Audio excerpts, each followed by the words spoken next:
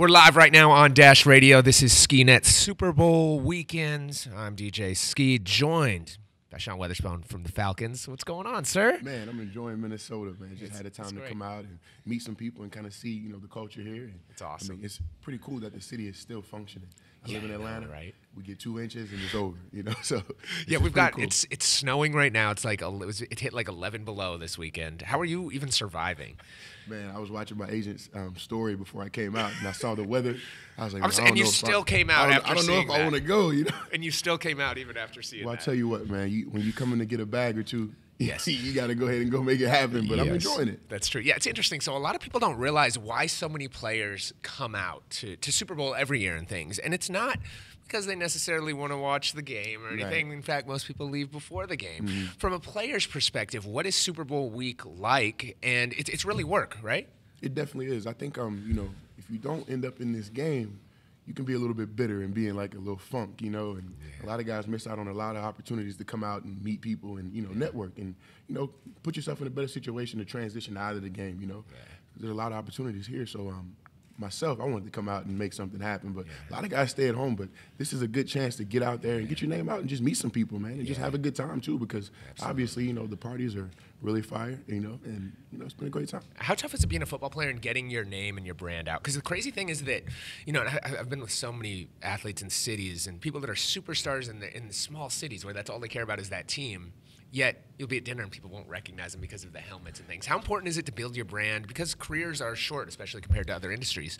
How do you go about doing that? Man, I think anytime you get a chance to speak to the media, I think you kind of have to show them who you are. And I think people like, genuine people. So if you're sitting there smiling, people are going to be like, oh, I like that guy. He's smiling. He seems, cool, effervescent.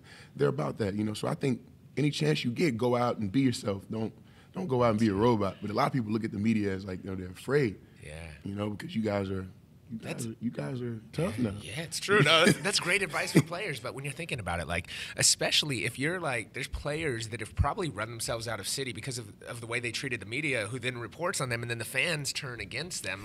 They can control a lot more things, rightly or wrongly, right? So exactly, man. You got to look at the media as just the medium to get your message out to the public. Yeah. And you control that message, man. So when you get those questions, take the time to actually listen to them, digest them. Even ask the guy again, what'd you say? Before you answer, because sometimes you can look silly, man. And I think that's when you kind of get that, oh, the media's out to get me.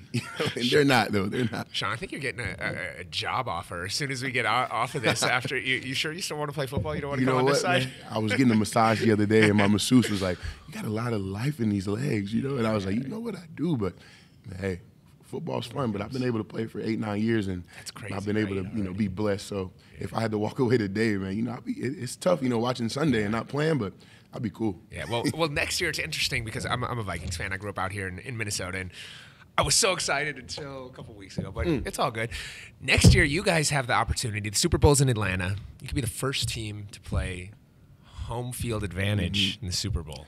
That's a grand opportunity, man, and I think, the tough part about it is you already know that you have that opportunity. Oh, right. And it's so far. And the process of, taking advantage of the opportunity is really like one day at a time. Yeah, you're like, let's get that's the tough part about it. But like you said, a great opportunity. I think Atlanta's a great city that'll do a great job with the Super Bowl. And to play the Super Bowl on your home field, how could you lose, So it was tough. Right? It was tough to see you guys, go down. And I was like, man, because you guys get here, these tickets are going to be amazing. It's going to be just nuts. But like I said, the city's still been great. Yeah.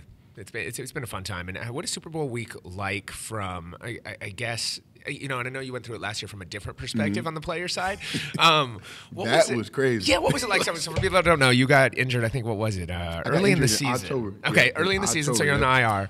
Then you get to watch this incredible run and then this incredible game that didn't. And I'm like, oh my gosh, look at the outcome, right? And I was getting messages at halftime like, oh my God, you about to get a Super Bowl ring, Spoon? Oh, we love you. And you can do this because you're not playing. Right, I wasn't. You're still injured, so you're kind of like. I'm checking my phone at halftime. I'm like, look at this. These people in Atlanta was going crazy. I mean, it was just, it was almost like Trump won again. Wow. That's how it felt. Like you woke up that Wednesday. Wow. What happened? That's how it felt when they scored that last touchdown. That's a great analogy. And there's no, let's look at that last play. And I know they look at every play in the Super Bowl or whatever game. But the confetti just came down and it was over, man. It was like, what's tougher? Because, and I'm from a total different perspective, so I don't even mean to come close, but as a Vikings fan, I went out to Philadelphia and was watching us. I was like, oh, we're going to Super Bowl, blah, blah, blah. But it was a blowout, and I actually took it a lot better than how I was feeling a week before when I thought we were going to lose to New Orleans in a close game. Mm-hmm. So to me, everybody's like, oh, are you okay? Are you going to live? Because I was like, this was the perfect week. This is like, my life is going to be over after this. But because it was a blowout, I was fine. Right. Close games, how is it from your perspective? You always like to go out and put a good showing out. So a great game is always But good. if you're going to lose. But if you're going to be on that side of it, I like to be on, the down side of that because, you can just take your hat off and say, those guys were the better team. They beat us. But when you have one of those games where it's like you could almost win, just like we played against Philly, you're like, dang, man. And it must have been tough for you not being able to go on the field. And it's ridiculous. And you're so close because you get that ring, you get that championship. You're a part of that team. But right on, bro. You can go home. You're the Super Bowl ring. You know what, man? You know what? I might go home with that ring. The story would only be perfect next year, right? That would be the most perfect ending. And you guys would probably appreciate it 100 times more because you know the sacrifice that goes into it. Yeah, and I think we have a team that's really kind of. You guys got a squad. We've seen it.